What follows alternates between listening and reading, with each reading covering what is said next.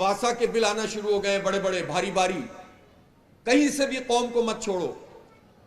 آپ کو پتا ہے اب اس وقت ہم ایک زبردست قسم کی ڈرائیو کر رہے ہیں، کیمپین کر رہے ہیں کہ یہ جو پیٹرول ہے، اس پیٹرول کے اوپر جو ٹیکسز لگے ہوئے ہیں اور جو لیوی کے نام پر بھتہ ٹیکس وصول کیا جاتا ہے، تو آپ سب لوگ جب یہ بائک چلاتے ہیں اور اگر 1 لیٹر بھی روز خرچ کرتے ہیں تو ہر لیٹر پر آپ اس گورنمنٹ کو 125 روپے سے زیادہ ٹیکس ادا کرتے ہیں، جس کا پیٹرولیم کی قیمت سے کوئی تعلق نہیں ہے۔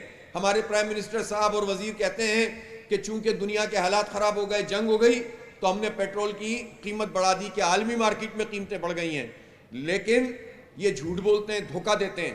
یہ انہوں نے جمع کیے 8,500 ارب روپے پاکستانی قوم کی جیب پر ڈاکہ ڈال کے پیٹرولیم کی مد میں آج تک ان ساری گورنمنٹس میں جمع کیا ہے۔ چند خاندان ہیں جن کی ہم ہمیشہ سے سنتے ہوئے آئے ہیں بچپن سے، کہ کبھی ایک خاندان، کبھی دوسرا خاندان، کبھی ایک گدی نشین، کبھی دوسرا گدی نشین، اور مختلف پارٹیاں بھی بدلتے رہے ہیں اور حکومت میں شامل رہتے ہیں، سب کچھ ان کے پاس ہے۔ اس کے باوجود اس ملتان ضلع میں 2,60,000 بچے 5 سال سے 16 سال تک کی عمر کے وہ ہیں جو اسکول نہیں جا رہے۔ 2,60,000 بچے ملتان میں ایسے ہیں جو اسکول نہیں جا رہے، جبکہ ان کی عمریں 5 سے 16 سال ہیں۔ یہ جو 2.5 لاکھ سے زیادہ بچے ہیں، یہ کیا کریں گے؟ ان کے لیے ہمارے پاس کیا ہے؟ تو پھر یعنی آج تک 78 سال میں یہ جو طبقہ ہے جو ہمارے سروں پر حکمرانی کرتا ہے، اس میں فوج کے جرنیل ہیں، بیوروکریٹس ہیں، اس میں جاگیردار ہیں، وڈیرے ہیں، اس میں یہ سب بڑے بڑے گدی نشین ہیں، ان سب لوگوں نے مل کر جو ایک کنسورشیم بنایا ہوا ہے پاکستان میں، ایک رولنگ ایلیٹ ہے، اور یہ ایلیٹ کیپچر جسے آپ کہتے ہیں، ایک اس طرح کا پورا سسٹم انہوں نے قائم کیا ہوا ہے۔ اور آہستہ آہستہ اب تعلیم اور اعلیٰ تعلیم اور اچھی تعلیم کو انہوں نے غریبوں سے تو بالکل دور کر ہی دیا ہے، مڈل کلاس بھی اس سے تقریباً فارغ ہو رہی ہے، اور تمام تر ذمہ داری جو ہے وہ لوگوں پہ ڈال دی گئی ہے کہ جتنے پیسے خرچ کرو گے اتنی جو ہے وہ تم تعلیم حاصل کر سکتے ہو۔ اور تعلیم کے لیے بھی غریب کی الگ تعلیم، مڈل کلاس کی الگ تعلیم اور امیروں کی الگ تعلیم ہے۔ تو ایک ملک میں جب تعلیم جیسی چیز بھی دولت کی بنیاد پر تقسیم کی جائے گی تو آپ سوچ سکتے ہیں کہ اس سے ایک قوم کیسے بنے گی اور لوگ آگے کیسے بڑھ سکیں گے۔ آپ نے تو پہلے ہی پاکستان کے 70-80%، 90% لوگوں کو میدان سے باہر کر دیا، مقابلہ صرف چند فیصد لوگوں کے درمیان ہوتا ہے، اور وہی اس مقابلے میں جو ہے وہ کامیابی حاصل کر لیتے ہیں۔ تو جو 90% ہیں یہ کہاں جائیں گے؟ اس لیے اس کے 2 راستے ہیں، کہ ایک تو یہ کہ ان 90% لوگوں میں، بلکہ ان 10% لوگوں میں بھی یہ شعور پیدا کیا جائے کہ جنہیں یہ تعلیم مل گئی ہے، ظاہر ہے کہ ان کو اگر ایک اپرچونٹی مل گئی تو ہم یہ نہیں کہتے کہ ان کو کیوں ملی ہے، لیکن اگر انہیں مل گئی ہے تو وہ بھی بقیہ 90% کے لیے جد و جہد کریں، آواز اٹھائیں، اور یہ شعور پیدا کریں کہ ایجوکیشن جو ہے یہ حق ہے، خیرات نہیں ہے۔ میں آپ لوگوں سے یہ ضرور کہنا چاہتا ہوں کہ اگر ہم نے یہ ماڈل بنایا کہ بنو قابل کا جو پروگرام ہوگا یہ 100% فری اسکالرشپ پر ہوگا، تو یہ ہم نے آپ پر کوئی احسان نہیں کیا، ہم ایک سمبولک کام کرنا چاہتے ہیں، پوری اسٹیٹ کو، ریاست کو بتانا چاہتے ہیں کہ جب ایک پارٹی، ایک جماعت، ایک NGO یہ کام کر سکتی ہے تو ریاست کیوں نہیں کرتی؟ یہ ریاست صرف گولی سے اور بندوق سے اپنی رٹ قائم کرنے کے لیے، طاقت کے ذریعے سے لوگوں کی رائے کو کچلنے کے لیے، یہ تعلیم دینے کے لیے ریاست نہیں ہے۔ یہ ریاست ماں بچوں کو پڑھانے کے لیے نہیں ہے، آگے بڑھانے کے لیے نہیں ہے، علاج کی سہولتیں غریبوں تک پہنچانے کے لیے نہیں ہے، لوگوں کو محفوظ روزگار فراہم کرنے کے لیے نہیں ہے۔ تو یہ ریاست پھر کیوں کلیم کرتی ہے کہ ہم اپنی رٹ کو قائم کرنا چاہتے ہیں، جب یہ ہماری بنیادی ضروریات پوری نہیں کرتے، جب ہم پر یہ بجلی کے بل بھی بم کی صورت میں پھینکتے ہوں۔ ابھی مجھے پتا چلا کہ یہ واسا کے بل آنا شروع ہو گئے بڑے بڑے بھاری بھاری، کہیں سے بھی قوم کو مت چھوڑو۔ آپ کو پتا ہے اب اس وقت ہم ایک زبردست قسم کی ڈرائیو کر رہے ہیں، کیمپین کر رہے ہیں کہ یہ جو پیٹرول ہے، اس پیٹرول کے اوپر جو ٹیکسز لگے ہوئے ہیں اور جو لیوی کے نام پر بھتہ ٹیکس وصول کیا جا رہا ہے، بھتہ جانتے ہیں؟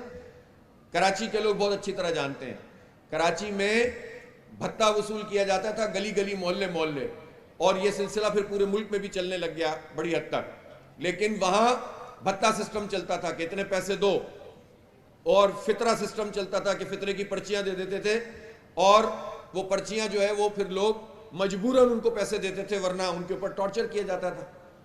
تو یہ جو بھتہ سسٹم ہے یہ گورنمنٹ کا بھتہ ہے جو پیٹرول کی لیوی کی صورت میں ہم پر مسلط ہے. یہ نوجوان یہاں میرے سامنے بیٹھے ہوئے ہیں, میں ان سے پوچھتا ہوں آپ میں سے کتنے لوگ ہیں جو بائک چلاتے ہیں؟ ہاتھ کھڑا کریں. یہ سارے ہی بائک چلاتے ہیں, اور یہ ہماری بیٹیاں بھی بائک پہ بیٹھتی تو ہوں گی اپنی بھائیوں کے ساتھ اور گھر والوں کے ساتھ. تو یہ بائک چلانے والے لوگ, ظاہر ہے آپ سب لوگ مڈل کلاس ہیں, آپ سب لوگ وہ لوگ ہیں جو ایک اسٹرگل کر رہے ہیں اپنی تعلیم کے لیے, اپنے گھر کو چلانے کے لیے, روزگار کے لیے. تو آپ سب لوگ جب یہ بائک چلاتے ہیں اور اگر 1 لیٹر بھی روز خرچ کرتے ہیں تو ہر لیٹر پر آپ اس گورنمنٹ کو 125 روپے سے زیادہ ٹیکس ادا کرتے ہیں, جس کا پیٹرولیم کی قیمت سے کوئی تعلق نہیں ہے. ہمارے پرائم منسٹر صاحب اور وزیر کہتے ہیں کہ چونکہ دنیا کے حالات خراب ہو گئے, جنگ ہو گئی, تو ہم نے پیٹرول کی قیمت بڑھا دی کہ عالمی مارکیٹ میں قیمتیں بڑھ گئی ہیں. لیکن یہ جھوٹ بولتے ہیں, دھوکہ دیتے ہیں, اس لیے کہ لیوی کا کوئی تعلق, پیٹرولیم لیوی, اس کا نام ہے پیٹرولیم ڈیولپمنٹ لیوی, PDL. آپ دیکھیں کبھی کہ اس میں لکھا ہوا ہوتا ہے, آپ سرچ کریں. تو یہ PDL کیا ہے؟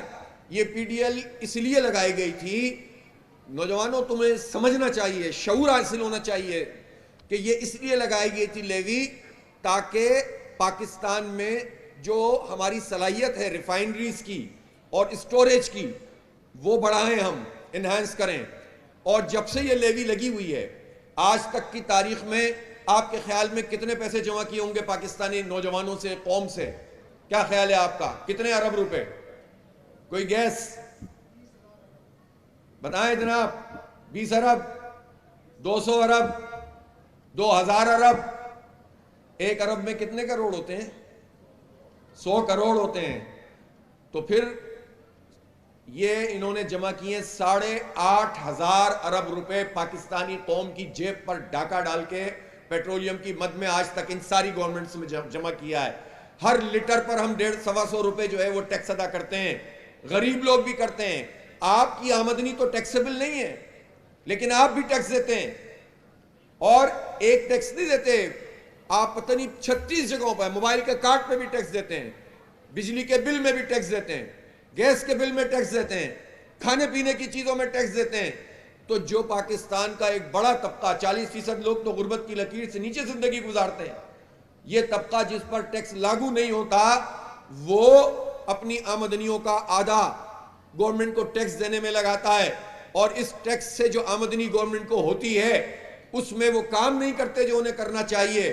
ہمارے 18 ٹریلین کے بجٹ میں سے 8 ٹریلین یعنی 8,000 ارب روپے یہ کس میں ادا ہوتے ہیں؟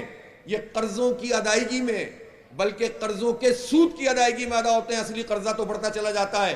تو گویا آدھا بجٹ ہمارا سود کی لعنت میں جا رہا ہے, اور قرآن پاک میں یہ بات موجود ہے کہ سود اللہ اور اس کے رسول کی طرف سے اعلان جنگ ہے سود خوروں کے لیے اور سود کا کام کرنے والوں کے لیے. آپ سوچ سکتے ہیں کہ 25 کروڑ لوگوں کو وہ ملک جو اسلام کے نام پر بنا, انہوں نے ہمیں سود کے نظام میں مبتلا کیا ہوا ہے اور ہمارے قرضے بڑھتے چلے جا رہے ہیں. تو آپ یہ بتائیں کہ جب ہم پیٹرولیم کی لیوی کے نام پر یہ ٹیکس دیتے ہیں, ہر چیز پر ٹیکس دیتے ہیں, تو ایجوکیشن دینا اور کوالٹی ایجوکیشن دینا کس کی ذمہ داری ہے؟ ریاست کی ذمہ داری ہے, حکومت کی ذمہ داری ہے. اور حکومت کون سی ذمہ داری ادا کر رہی ہے؟ آپ سنیں, یہ پنجاب ہے, اور پنجاب کے نوجوانوں تمہیں یہ بات صرف اس لیے نہیں کہ ہم کسی کو مردہ باد کہیں اور کسی کو زندہ باد کہیں, ہم خلاف ہیں اس کے تہمت کے, الزام کے, گالی کے, گولی کی سیاست کے, لیکن شعور یہ ہونا چاہیے کہ اس پنجاب کے بارے میں یہ تاثر دیا جاتا ہے کہ یہاں پر دودھ شہد کی نہریں بہتی ہیں. 11,000 اسکول مریم نواز نے پچھلے چند سال میں آؤٹ سورس کر دی ہیں. جو ذمہ داری پنجاب حکومت کی ہے کہ وہ سرکاری اسکولوں کو اپ گریڈ کرے, وہ ان میں سب کے لیے اچھی تعلیم کے مواقع پیدا کرے, وہ اپنی ذمہ داری ختم کر کے آؤٹ سورس کر رہے ہیں. اور اب 25,000 اسکول آؤٹ سورس کر رہے ہیں, آئندہ 14-15,000 مزید کریں گے. 300 کالجز کر رہے ہیں, یونیورسٹیوں کے در پہ ہیں کہ اس کو بھی ہم آؤٹ سورس کر دیں گے. تو بھائی پھر ہم سب پوری 25 کروڑ قوم مل کر اس حکمران طبقے کو کیوں آؤٹ سورس نہیں کر دے؟ یہ کیوں ہم پر مسلط ہیں جب ہمیں تعلیم نہیں دے سکتے یہ لوگ؟ یہ صرف پیٹرولیم کی لیوی لے سکتے ہیں, یہ بجلی کے بم گرا سکتے ہیں, لیکن یہ ہمیں ایجوکیشن نہیں دے سکتے. اور جو ایجوکیشن موجود ہے اس سے بھی جان چھڑا رہے ہیں. اور ہیلتھ کی جو بیسک سہولتیں ہیں، بیسک ہیلتھ یونٹ، اس کو بھی آؤٹ سورس کر رہے ہیں، اور اس کا نام کیا رکھ رہے ہیں؟ لوگوں کو دے کر کہتے ہیں مریم نواز کلینک نام رکھو۔